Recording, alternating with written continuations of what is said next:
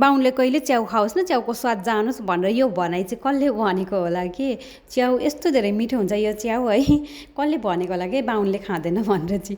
हामी बाउनले चाहिँ के यो च्याउमा चाहिँ के हुन्छ र नखानलाई। हेलो साथीहरू, welcome to my cooking video. आज चाहिँ मेरो भान्सामा बन्दैछ च्याउको तरकारी। मलाई चाहिँ यो च्याउको तरकारी एकदमै धेरै मिठो लाग्छ। अनि म चाहिँ आज यसरी च्याउलाई मजाले पुखुल पारिसकेर रेडी पार्दैछु। अनि यता साइडमा खाना पनि बसाइदिएँ मैले चाहिँ। अनि त्यसपछि थोरै तेल हालेर मैले चाहिँ च्याउको तरकारी पकाउनुतिर लागेँ। सुरुमा चाहिँ प्याज र लसुनलाई फुराइदिएँ। अनि त्यसपछि आलु हालेर मजाले एकछिन फ्राई गरिसकेपछि अनि त्यसमा बेसार हालेर अनि त्यसपछि च्याउ हालिदिएँ मैले चाहिँ। अनि त्यसपछि मजाले एकछिन भुटेर छोपछाप पारिदिएँ। अनि त्यसपछि फेरि निकालेर गरेको त झन्डै डढिहालेछ। यो स्टिलको कराईमा चाहिँ कति छिटो डढ्छ कि तरकारीहरू।